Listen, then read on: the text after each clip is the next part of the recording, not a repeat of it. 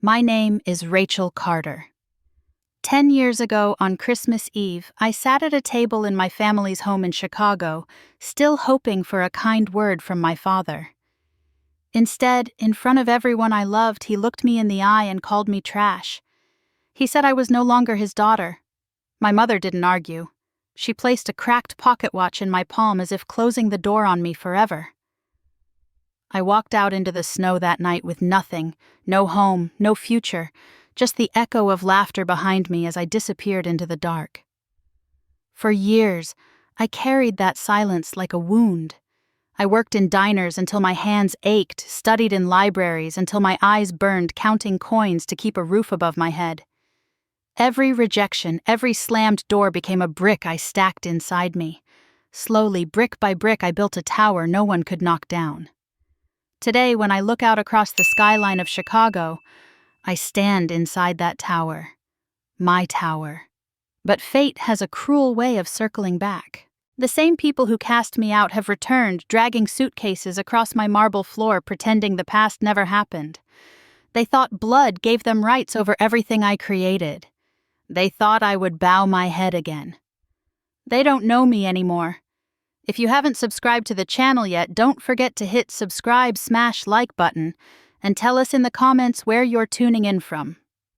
Snow pressed against the windows of our house on the north side of Chicago.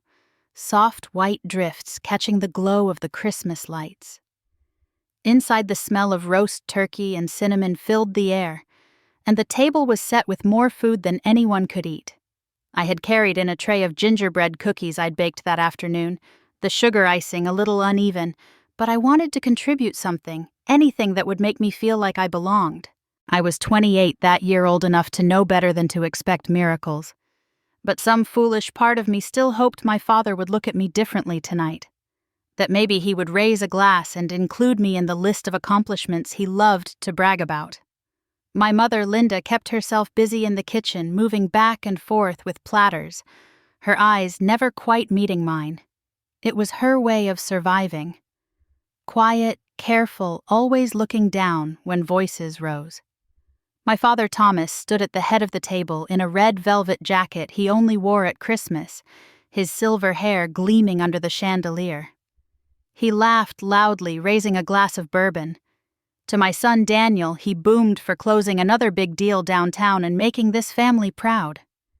Daniel, 30 years old and already the golden child, grinned as relatives clapped. Beside him, his wife Vanessa sparkled in a sequined dress, holding up a diamond bracelet Thomas had gifted her. "It's stunning," she said, leaning closer so her voice carried. "Not everyone is lucky enough to have stability.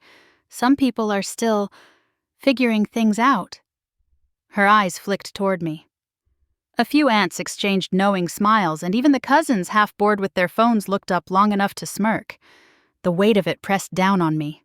I forced a smile, lifting my glass of sparkling cider. "I've been working down in Dallas," I began. "It's not glamorous, but it's flexible and pays the bills." Vanessa cut me off with a soft laugh. "Flexible is just another way of saying you don't have a real job, isn't it?"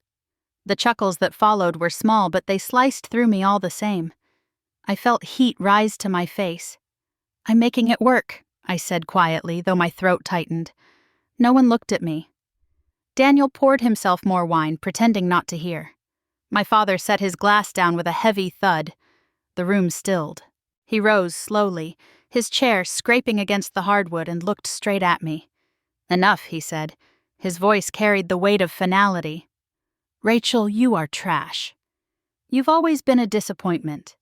From this night forward, I don't consider you my daughter." The air left my lungs. For a moment, the only sound was the ticking of the grandfather clock in the corner. Daniel smirked into his glass. Vanessa's lips curled, satisfied. I searched the table, desperate for someone. Anyone. To say something. My mother's eyes flickered once in my direction. She set down the dish she was holding, walked over without a word, and pressed something cold into my palm. I looked down. My grandfather's pocket watch, its glass cracked, the hands frozen between numbers. She didn't speak. She just turned back toward the kitchen, her back straight, her silence heavier than any words. My knees felt weak. I slipped the watch into my coat pocket and pushed back from the table. No one stopped me. The scrape of my chair against the floor sounded far too loud. The laughter picked up again behind me as if nothing had happened. I walked to the door, my boots crunching on the entry rug, and stepped out into the night. Snow whipped against my face, the cold shocking me awake, but I kept moving down the driveway. The windows behind me glowed warm with golden light, and through the glass I could still hear my father's booming voice, the clink of glasses, the bursts of laughter. I pulled my coat tighter, the watch digging into my palm, and walked into the quiet street, the sound of celebration fading behind me until it was swallowed by the dark and the snow. Dallas heat in summer was the kind that stuck to your skin even in an apartment with a broken fan that barely stirred the air. By January of 2016, when the cold finally pushed in, the same apartment was drafty, the windows leaking wind through cracks in the frame, the walls blotched with old stains that no amount of scrubbing could erase. The radiator clanged like it was working, but the air stayed cold. I slept under 2 blankets, shivering, wondering how I'd gotten from a warm family table in Chicago to this place that smelled of mildew and loneliness. Most nights I worked the late shift at a diner on the edge of downtown. Grease hung heavy in the air, the neon sign buzzing outside, and the tips were barely enough to cover groceries. I carried plates of burgers and pancakes to truckers and night shift workers, smiling when I could, biting the inside of my cheek when a customer snapped their fingers at me like I wasn't human. The soles of my shoes wore thin. By the time I walked back to my building, my feet throbbed with every step. The apartment manager, Mr.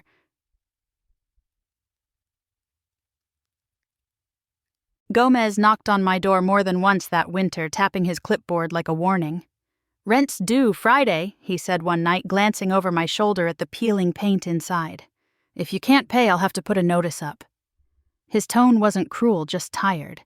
I nodded, clutching the envelope with what little I'd saved, and promised I'd get it together. On my counter sat an old picture frame I'd taken with me when I left Chicago. My father's arm was around Daniel, both of them grinning. My mother looking at the camera like she was trying to smile but wasn't sure how. I was off to the side holding a plate of cookies no one had touched. Some nights I stared at that photo until my chest hurt. Other nights I shoved it in a drawer, but the ache never left. One February evening, the diner closed early because the pipes froze. I had no choice but to walk home through sleet. My boots leaked water, soaking my socks until my toes went numb. The city streets were quiet except for the rush of cars on the freeway.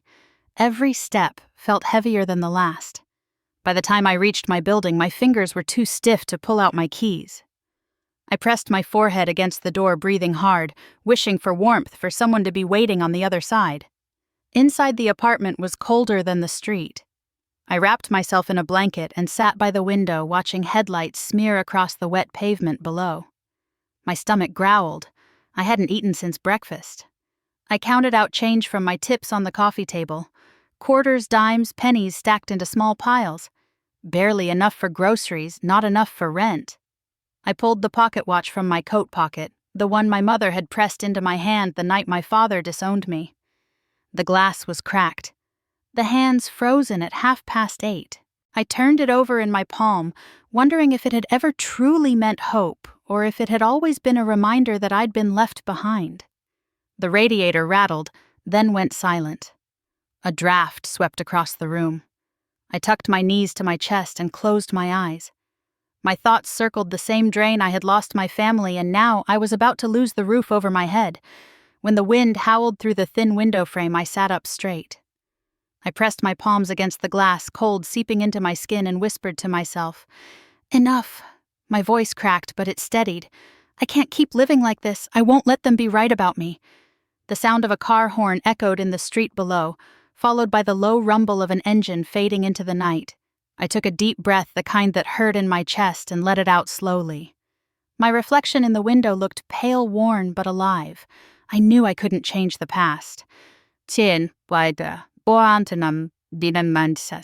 I couldn't make my father take back his words or my mother stand up for me.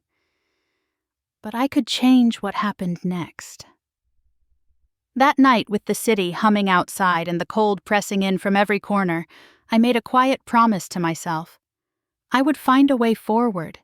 I would stop drifting. I would build something no one could ever take away from me. I pulled the blanket tighter around my shoulders, the watch heavy in my hand, and watched the traffic lights blink red, yellow, green in the distance.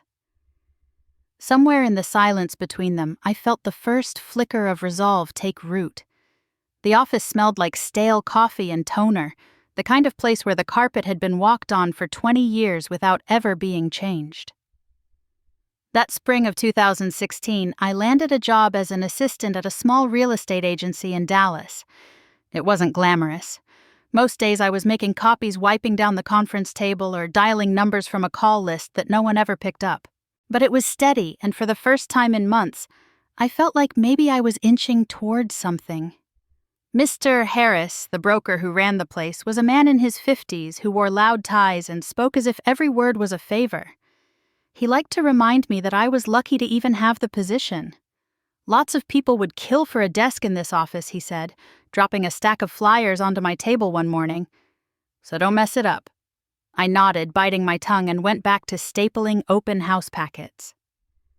At night, after the office closed, I took the bus to the community college library. I had enrolled in night classes to study for my real estate license. The library lights buzzed overhead and the chairs wobbled beneath me. I lived on vending machine coffee and off-brand energy bars, scribbling notes until my handwriting slanted into nonsense. More than once I woke with my cheek pressed against a textbook drool smearing the page, the clock showing it was nearly dawn. Every morning I dragged myself back to the office, eyes burning, trying to act alert. I told myself the exhaustion was temporary, that once I passed the exam, everything would change. I repeated that like a prayer when my hands shook from too much caffeine. One Friday, Mr. Harris told me to ride along to a showing. "Stay quiet and don't get in the way," he said, jangling the keys. I followed him out to a 2-story house in a quiet neighborhood, the kind with trimmed lawns and swing sets in the yard. The client was a middle-aged couple, both dressed neatly, clearly serious about buying. As soon as they arrived, Mr. Harris turned on his salesman smile. "This house is perfect for you," he said, sweeping an arm toward the porch. He barely acknowledged I was there. Inside, I trailed behind, holding the listing folder, while he rattled off square footage and neighborhood stats. Every time I opened my mouth to add something, like pointing out the new appliances, he spoke louder, drowning me out. The couple nodded politely, but I noticed the wife's eyes drifting toward me. Maybe she caught the way I actually looked at the rooms, picturing how people might live in them, not just reciting numbers. By the time we reached the backyard, Mr. Harris was in full pitch mode. "If you sign today, I can guarantee—" The woman interrupted him, turning toward me. Her voice was calm, firm. "I want to hear from her." I froze, caught off guard. "Mr. Harris chuckled awkwardly. "She's just my assistant." The woman shook her head. "She's the only one here who's actually listening."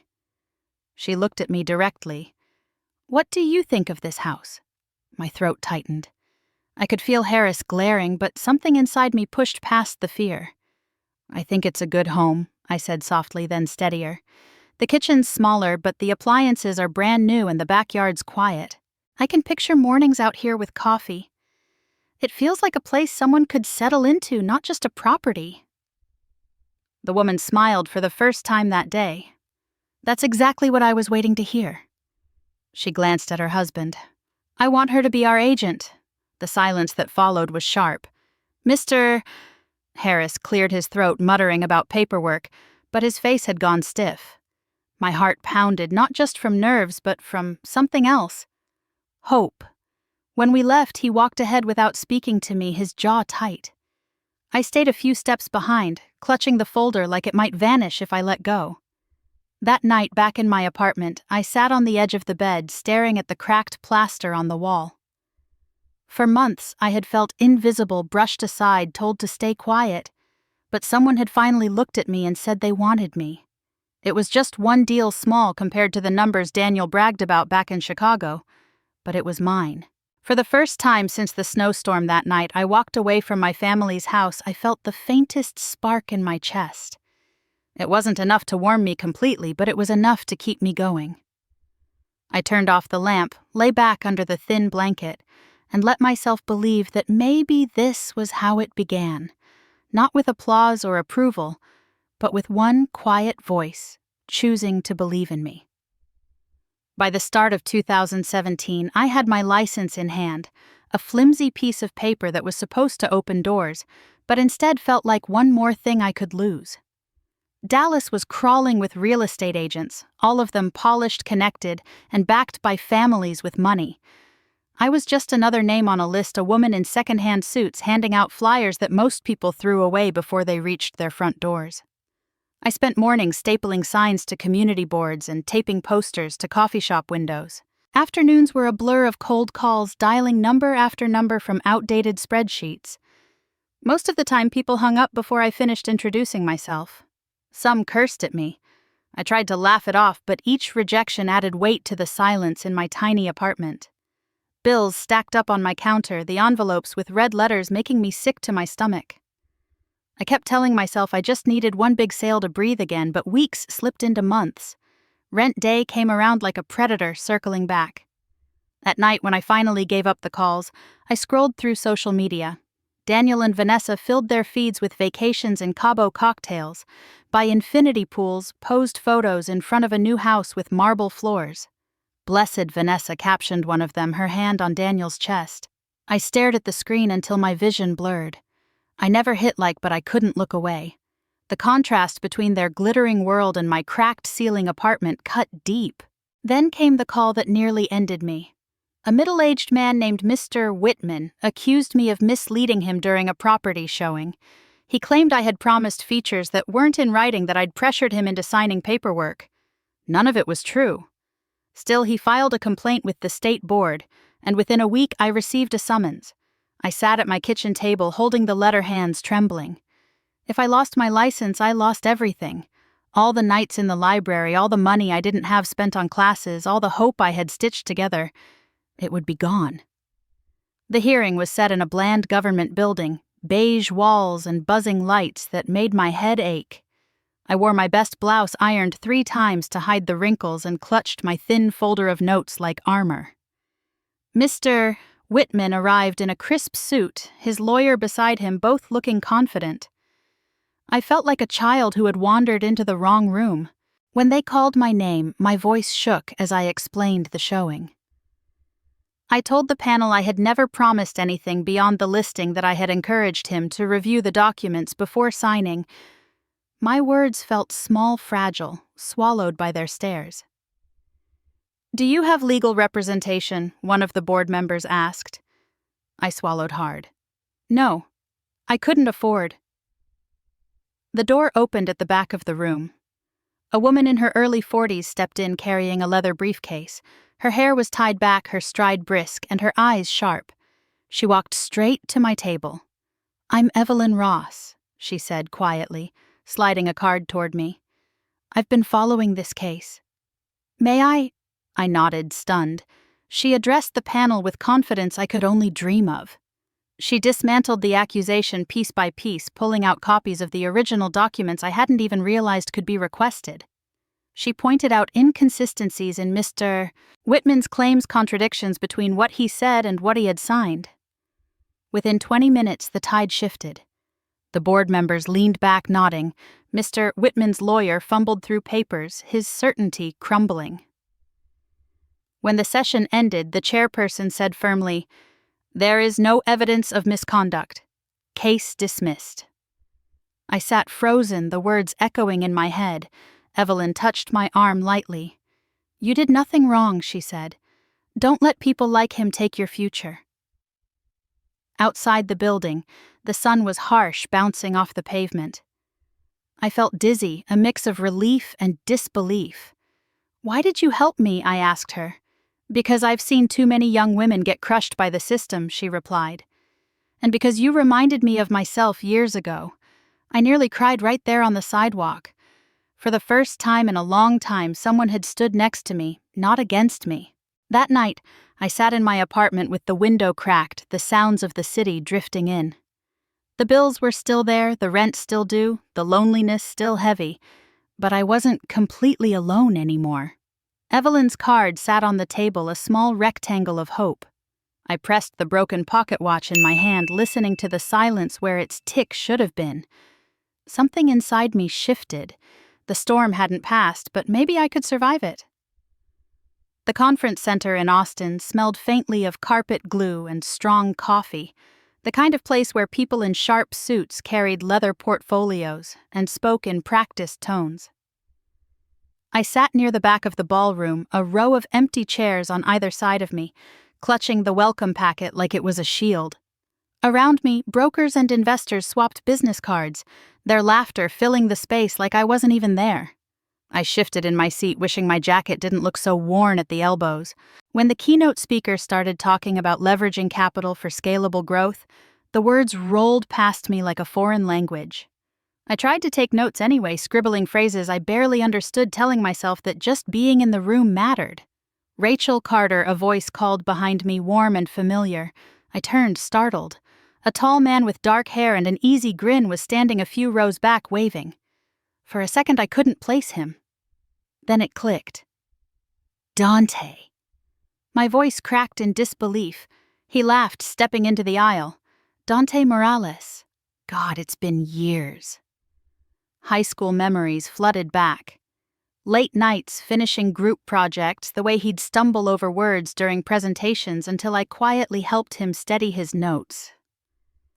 Seeing him now in a tailored suit, polished and confident, made me feel both proud and painfully aware of the gulf between us. After the session, he found me near the coffee stand. "Let's catch up," he said, motioning toward the exit. We ended up at a small cafe down the street, the kind with chipped mugs and college students hunched over laptops. I wrapped my hands around a lukewarm cup of black coffee, trying to quiet the nervous flutter in my chest. "You look good," Dante said, settling into his chair. "What have you been up to all these years?" I hesitated, then told him the truth in pieces. How my father had disowned me, how I'd moved to Dallas with nothing, how I'd scraped through shifts at a diner and studied until my eyes blurred. I mentioned the false accusation, the hearing the lawyer who had saved me. I spoke quietly, my gaze fixed on the steam rising from my cup. When I finally looked up, Dante wasn't smirking or pitying me. He was nodding, eyes steady. "You've been through hell," he said softly, "and you're still standing. That says a lot more than any resume." I felt heat rise in my cheeks. It doesn't feel like much most days. He leaned back, studying me. "You remember senior year when I nearly failed history because I froze during the final presentation? You stood next to me, filled in half my lines, and I passed because of you. You've always had grit. You just don't see it yet." The memory pulled a small laugh out of me, the first real one in weeks. Dante set his mug down. "I've got a project in Dallas, small commercial space that needs redevelopment. Everyone else keeps pitching me spreadsheets and buzzwords. I need someone who actually knows what it's like on the ground, someone who understands real people, not just numbers." My stomach tightened. "You're asking me?" He shrugged. "Why not? You've been fighting your way through this business the hard way. That's exactly the perspective I need." I shook my head, overwhelmed. "Dante, I don't have capital or a big team. I barely make rent some months." He leaned forward, voice calm but firm. "I'm not asking you to bankroll it. I'm asking you to work with me. Walk the property talk to the tenants, figure out what it really needs. Help me make it livable, not just profitable." The noise of the cafe faded for a moment. All I could hear was my own pulse in my ears. For so long, no one had trusted me with anything bigger than stapling packets or making cold calls. And now someone was offering me a chance, not because of who my family was, but because of what I'd survived. "I don't know," I whispered. Dante smiled. "You don't have to decide now, but I think you've got more to give than you realize.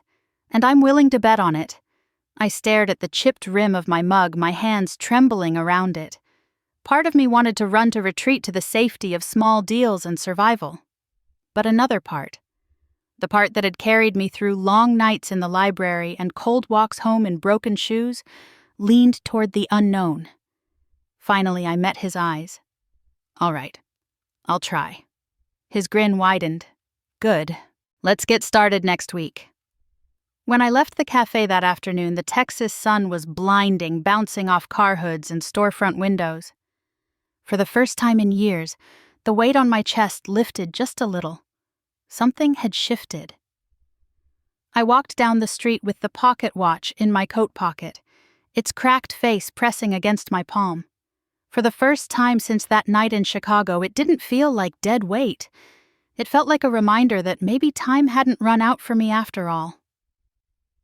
The building sat on a corner lot in South Dallas, its windows clouded with years of dust paint peeling from the bricks.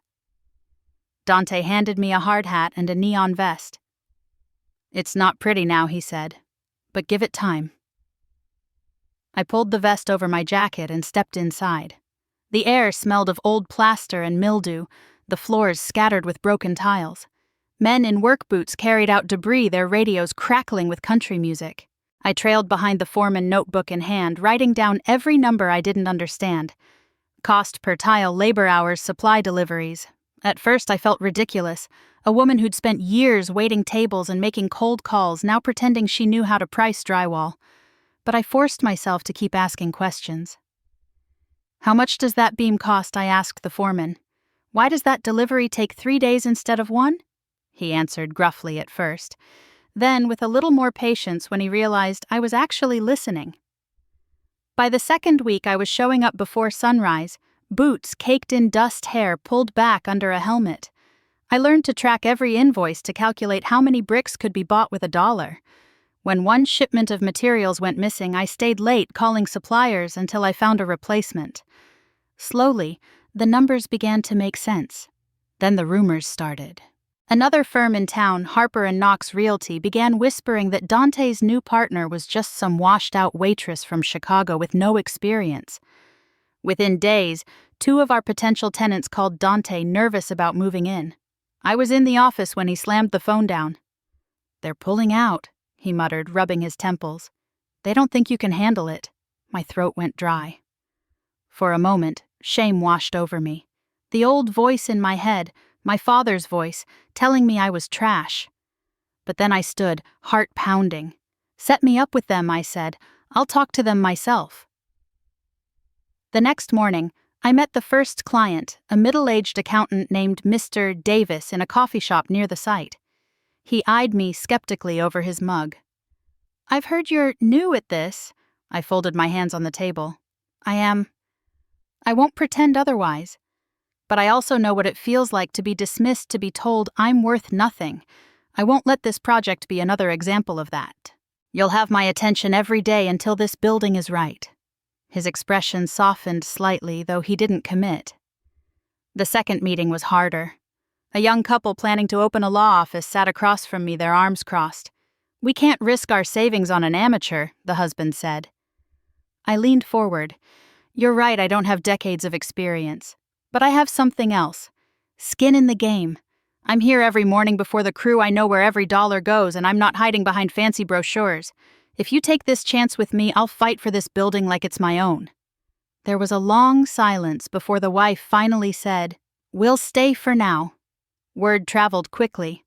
By the end of the week, the worst of the doubt had quieted. The workers noticed too.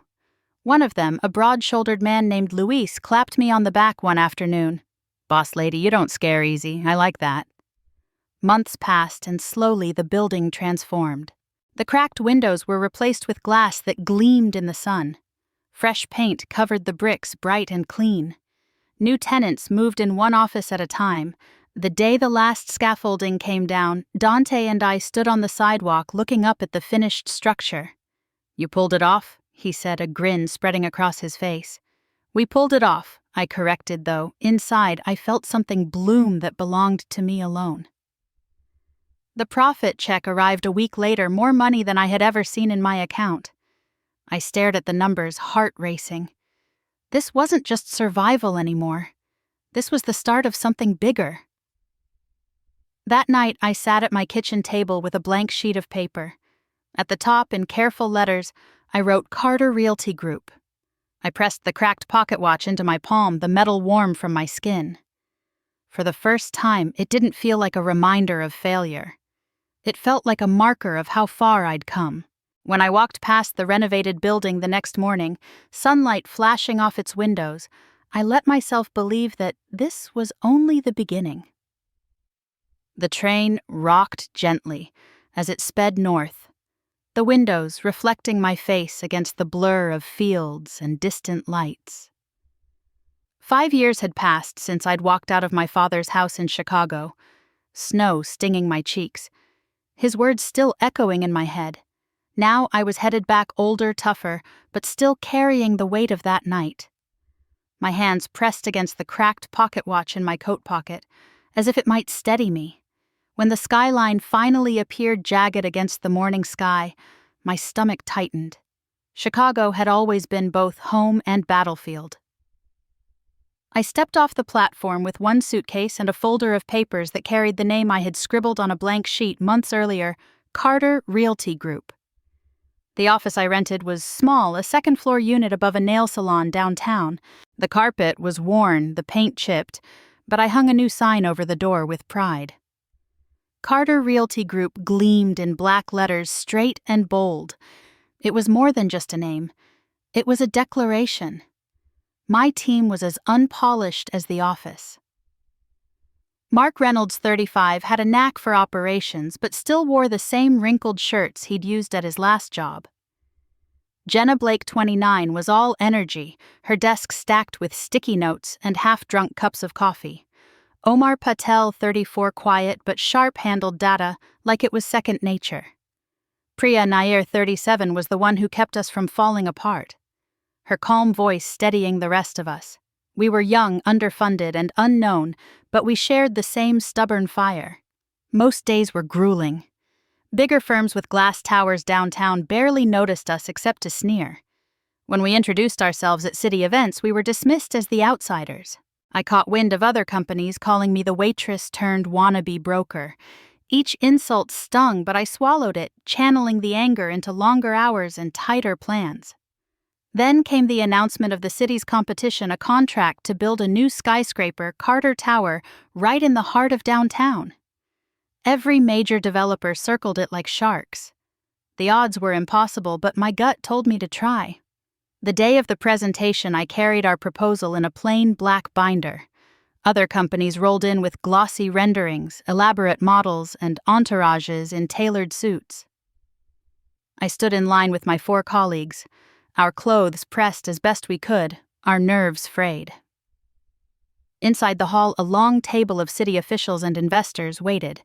One by one, the larger firms strutted forward, their slides dazzling, their words dripping with confidence. They promised luxury, exclusivity, record-breaking profits. The room hummed with their certainty. When it was our turn, the 5 of us shuffled to the front. My palms were damp, the weight of every rejection I had ever known pressing down on me. I cleared my throat and began. Our design isn't the flashiest, I admitted, holding up the binder. But it is real. It's sustainable, affordable, and built with the community in mind.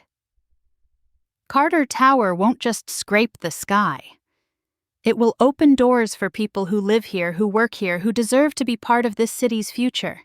I laid out the details, local hiring, green material spaces designed not only for executives but for small businesses and families. My voice steadied as I spoke. Behind me, Jenna handed out our simple renderings. Mark covered operations. Omar explained cost analysis, and Priya fielded questions with her calm assurance. The silence afterward was heavy. I braced for polite dismissal. One of the board members, an older woman with steel-gray hair, leaned forward. Your numbers are conservative. That tells me you've thought about risk. Tell me, Ms. Carter, why should we trust your firm over companies with decades of experience? I looked straight at her. Because I know what it feels like to be left out, to be told you don't belong. And I won't build a tower that shuts people out. I'll build one that proves anyone can rise. The words left me trembling, but they were true. The panel whispered among themselves, their expressions unreadable. We packed up our binders quietly, expecting nothing. By the time I stepped back into the hallway, my chest felt hollow. A week later, the phone rang in our cramped office. I picked up expecting another cold rejection. Instead, the voice on the line said, "Congratulations. Carter Realty Group has been selected for the Carter Tower project." For a moment, I couldn't speak. My team stared at me waiting. When I finally told them the room erupted, Jenna screamed. Mark hugged Omar. Priya pressed her hands over her mouth, laughing and crying at once. I stood there in the middle of the chaos, heart racing, barely able to believe it. For the first time, we had a seat at the table. I walked outside into the Chicago air, cold and sharp against my skin, and looked up at the skyline. Somewhere among those steel giants, our tower would soon rise, and with it, so would I. The night the Carter Tower opened, fireworks painted the sky above downtown Chicago. From the penthouse balcony on the top floor, I watched bursts of red and gold bloom against the glass of other skyscrapers, their reflections multiplying until it looked like the whole city was burning with light. My name was etched into steel at the base of the tower, my company's logo lit in silver, and yet I stood there gripping the railing, almost afraid to breathe. Below me, hundreds of guests spilled out from the lobby gala, their gowns and suits flashing under chandeliers. Reporters snapped photos, microphones chasing every word. Somewhere in that crowd, the mayor had toasted me. To Rachel Carter, he said, "A woman who has reshaped our skyline and our city." Applause had thundered, champagne glasses clinked, and my face flushed with a mix of pride and disbelief. Inside the penthouse, my team celebrated with laughter that spilled into the hallway. Mark uncorked a bottle of champagne he'd been saving. Jenna and Priya danced barefoot across the polished marble, while Omar leaned against the bar with a rare smile. I let them have the moment. They had earned it as much as I had, but I needed the quiet air outside. The newspapers the next morning carried headlines that didn't feel real. From family outcast to powerhouse CEO, Rachel Carter's tower rises over Chicago. One magazine cover showed me standing in front of the building, hard hat tucked under my arm, the caption, "She built more than steel." She built herself. For weeks after my schedule blurred into a string of invitations, industry conferences, leadership panels, late-night talk shows, I smiled into cameras, rehearsed anecdotes about resilience, shook hands with men who once ignored me at networking events. One afternoon, I sat in a studio chair under hot lights for a podcast taping. The host, a woman with bright red lipstick and an even brighter smile, leaned toward me. "Rachel, you've built one of the most successful real estate companies in Chicago. But let's talk about your past. How did your family react to your success?" The question landed like a stone in my chest. For a heartbeat, I considered the safe answer, the polished line about reconciliation and forgiveness. Instead, the truth slipped out. "They haven't reacted," I said slowly. "My family disowned me years ago. What I've learned is that respect is thicker than blood." The host blinked, then smiled. "That's powerful. The clip went viral before the episode even finished airing." Someone sliced my words into a 10-second video set to dramatic music. Within days, the quote appeared on coffee mugs, t-shirts, Instagram posts with inspirational captions. Strangers tagged me, thanking me for saying aloud what they had always felt, but never dared admit. At first, I laughed when I saw my face printed on a canvas tote bag. But late at night, scrolling through the comments, I felt a strange mix of pride and ache. People called me brave, but all I could see was that snowy night in 2015, the dining room glowing behind me as I walked alone into the dark. The memory still clung to me like frost. Standing again on the penthouse balcony, I looked out at the skyline. The city pulsed beneath me, lights stretching as far as the horizon. I thought of my father's voice, sharp and final, calling me trash. I thought of my mother's silence as she pressed the broken watch into my palm. Even now, with everything I had built, the memory still scraped raw. I held the watch in my hand, the crack in its glass glinting under the fireworks' afterglow. For years, it had been a weight of shame. Now it felt different. Not a scar, not quite a trophy. Something in between. Proof that I had survived. Behind me, laughter erupted again. Jenna poked her head out the door, cheeks flushed from champagne. "Rachel, come back in. They're playing Sinatra." I smiled faintly and slipped the watch back into my pocket. The city roared below, alive and endless, but my thoughts stayed with that one night years ago, the night that had carved me into who I was. I turned and walked inside, the music swelling, my team raising glasses high. For the first time, I let myself feel that I belonged here. The text came early on a gray January morning, my phone buzzing against the nightstand. I squinted at the screen, the words short and clipped. "Your father isn't well." It was from my mother. For a moment, my chest tightened, the kind of ache that came before a storm. I set the phone face down and stared at the ceiling. My mind whispered the questions I didn't want. Was he sick? Dying? Did I care? I pushed them aside. I didn't reply. Days later, the security system in the Carter Tower lit up on my phone. A visitor alert. I tapped the feed and froze. On the screen, my father stood in the lobby, thinner than I remembered his suit, hanging loose on a frame that had lost weight. His hair was almost white, but the tilt of his chin, the set of his shoulders, still carried that same arrogance. Beside him was my brother Daniel, shifting awkwardly, and Vanessa, her smile stretched too wide. Behind them sat 2 suitcases. I watched as they approached the front desk. My father leaned toward the camera, his voice sharp even through the speaker. "My daughter owns this building. She'll let us in." My hand trembled over the unlock button. I should have turned them away, called security, refused them like he had once refused me. Instead, I hesitated, staring at the lines etched deeper into his face. Minutes later, the private elevator doors opened into my penthouse. I stood in the entryway, the skyline blazing behind me through the floor-to-ceiling windows. My father stepped out first, his gaze sweeping over the marble floors and the crystal fixtures. "Rachel," he said, as if nothing had passed between us. "You're not going to leave your father standing out in the cold, are you?" His tone wasn't pleading. It was a challenge, a dare to deny him. Daniel followed, avoiding my eyes. He looked worn down, his once slick hair unkempt, his tailored suits traded for something cheaper. Vanessa clicked in on heels that didn't match her coat, her voice syrupy. "Rachel, it's been forever. This place is incredible. Feels like home already." Her words twisted like a knife. Home.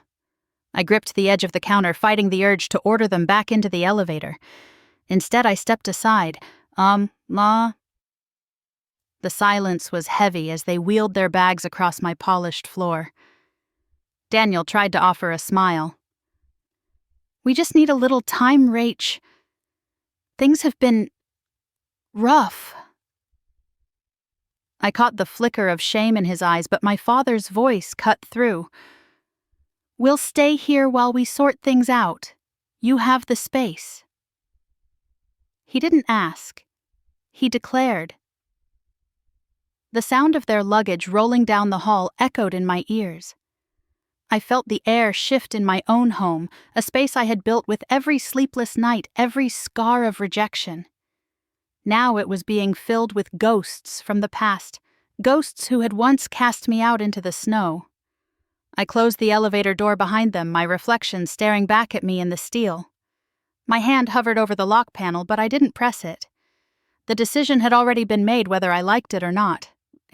The city lights outside flickered in the glass sharp against the winter sky, and all I could think was how quickly the past had walked back into my life. Uninvited and heavier than ever. Within a week, the penthouse no longer felt like mine. My father stretched himself across the leather sofa in the living room as if it were his throne, flipping through the news channels and barking orders at the concierge through the house phone. Daniel and Vanessa unpacked their bags into the guest suites, but their belongings crept into every corner. Shoes by the entryway, coats slung across the dining chairs, perfume bottles lined up on the bathroom counter. Vanessa made herself at home in the kitchen. One morning I walked in to find her rearranging the cabinets, moving my plates to the lower shelves and stacking her own groceries into the fridge. She turned with a bright smile. "You had no fresh herbs. I picked some up at the market." This kitchen was begging for someone who actually knows how to use it. She said it as if I were a tenant she had generously decided to manage. The building staff treated her with politeness, but I caught the way she waved them off like they were servants. "Bring up another crate of mineral water," she called to one of the porters, while I stood at the counter tightening my grip on a mug of coffee. Every evening I listened to their laughter echo down the hall, watched them sprawl across my furniture, and swallowed the bitter taste of déjà vu. They had taken away my home once before. Now, in a place I had built brick by brick, they were trying to do it again. I met with Evelyn in her downtown office, the windows overlooking Lake Michigan. She slid a folder across her desk. "It's called a guest agreement. Standard in high-value estates. They sign this, they acknowledge they're temporary with no claim to property. 30 days maximum." I traced the lines of text with my finger. "Clear, firm, undeniable. They'll hate it." Evelyn leaned back. "That's the point. You give them boundaries, or they'll treat your life like an inheritance." That night, I laid the contracts out on the dining table, the pages crisp against the glass surface. My father raised his eyebrows when he saw them. "What's this?" "Conditions," I said evenly. "You can stay 30 days. You don't touch my assets. You don't interfere with my staff. You sign or you leave." Vanessa's face flushed. She slammed her wine glass down so hard it splashed across the tablecloth. "Conditions. You drag us into your ivory tower just to humiliate us. Daniel is your brother Rachel. He deserves a roof over his head without being treated like a criminal." Daniel's shoulders sagged. He stared at the contract without lifting his pen. Vanessa jabbed her finger toward me. Tell her why we're here." Daniel swallowed, his voice low. "We lost the house." I kept my expression still. "Because of the market." His silence stretched. Vanessa broke it with a bitter laugh. "Because your brilliant brother gambled it away. Poker tables, bad bets, you name it. Every last dollar gone. He put up the house and lost. That's why we came." Daniel bowed his head, shame pulling his face down. I turned to my father. He hadn't moved. He sat straight in his chair, eyes fixed on me, cold and calculating. He didn't defend Daniel, didn't argue, didn't apologize. His gaze told me everything. He had expected this moment, maybe even engineered it. He was watching, waiting for the crack in my armor. The pen lay untouched on the contract in front of him. I realized then he hadn't come to ask for shelter. He had come to see if he could still break me. The weight of the room pressed down Vanessa, fuming.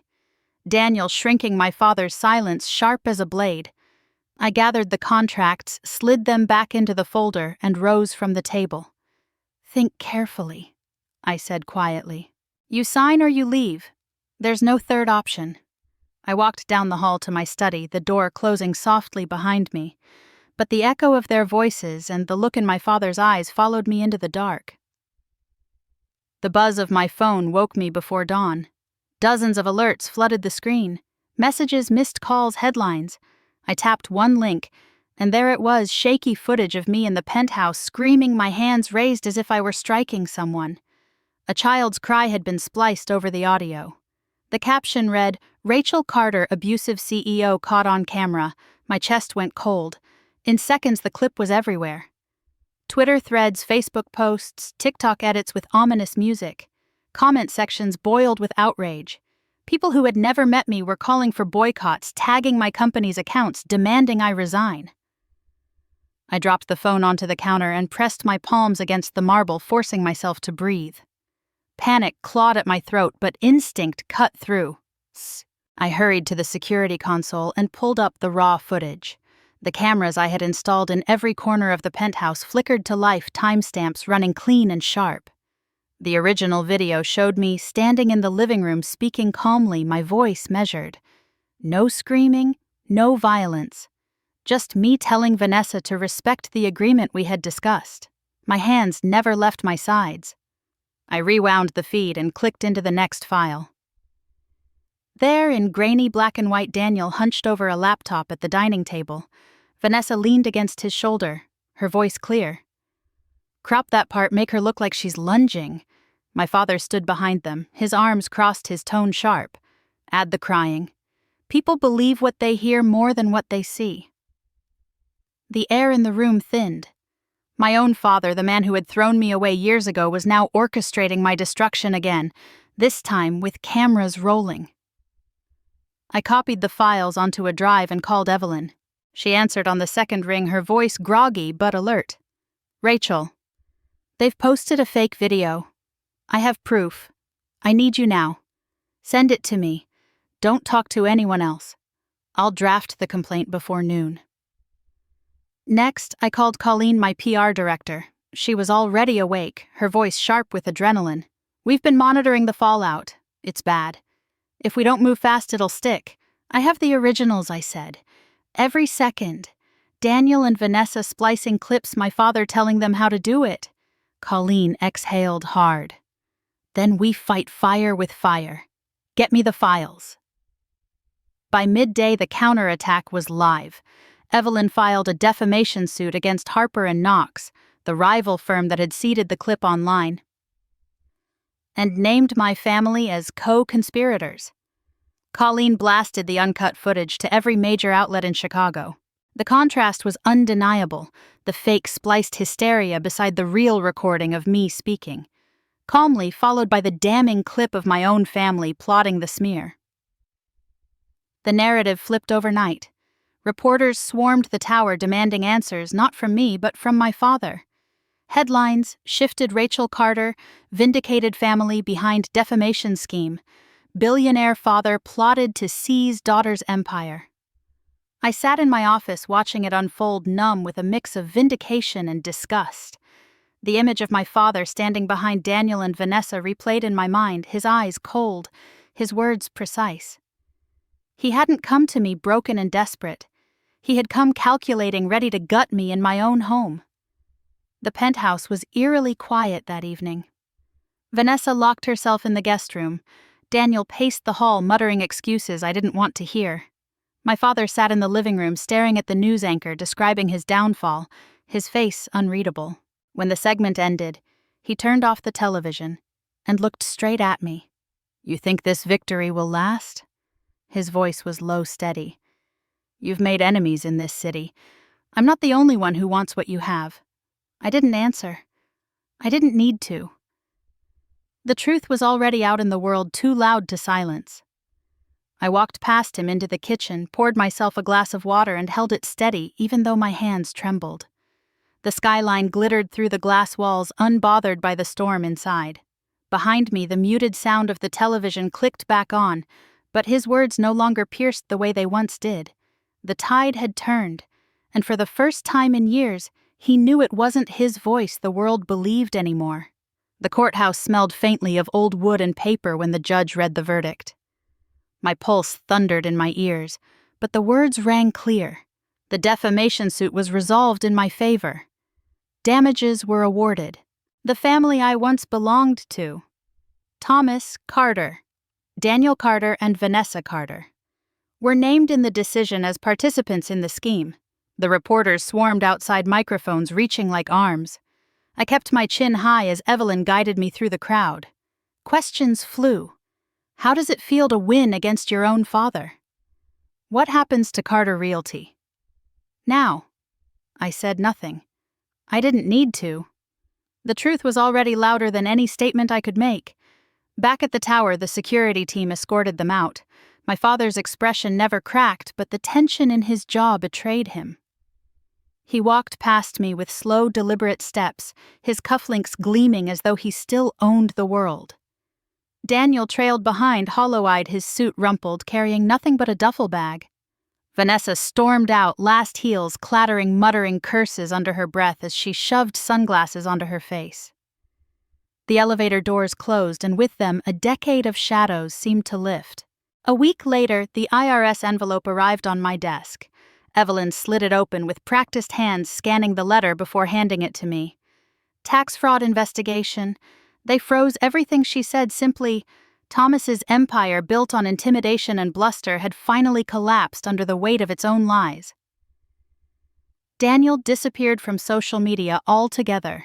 Vanessa filed for divorce and moved to the coast, chasing a new life. My father. No one seemed to know where he went. For the first time in years, his voice no longer reached me. That evening I stood alone in the penthouse glass walls framing the Chicago skyline. The city glowed, thousands of lights blinking against the dark, each one a reminder of how far I'd come. My reflection stared back at me in the window. Not the waitress struggling to make rent, not the outcast labeled trash at a Christmas table, but a woman who had built her own place in the world. I slipped the pocket watch into my hand. The crack was still there, the hands frozen in time, but it no longer felt broken. It felt complete, a reminder of the distance between who I was and who I had become. Later that week, I hosted dinner in the penthouse dining room. The long table gleamed under soft light. Mark brought wine. Jenna baked bread that filled the room with warmth. Omar cracked jokes that made even Priya laugh until she wiped her eyes. The clink of glasses and the hum of conversation wrapped around me like the home I had always wanted. At one point, Jenna leaned over and whispered, "Feels like family, doesn't it?" I looked around the table. At their faces, tired but proud at the way they carried themselves without envy or deceit. My chest ached with a kind of peace I hadn't known in years. "It does," I said, and I meant it. When the night ended and the dishes were cleared, I walked back out onto the balcony. The cold air swept across my skin, but I didn't flinch. I looked down at the tower beneath me, the skyscraper that bore my name. 10 years ago, I had been shoved out into the snow with nothing but a cracked watch and the word trash carved into my memory. Tonight, I stood at the top of the skyline, owner of everything I had once been denied. I turned back toward the camera, my voice steady. 10 years ago, I was told I was worthless. Tonight, I'm the owner of this tower. If you've ever been made to feel small, remember, you can build a life stronger than any wall they put in front of you, and you don't need their approval to do it.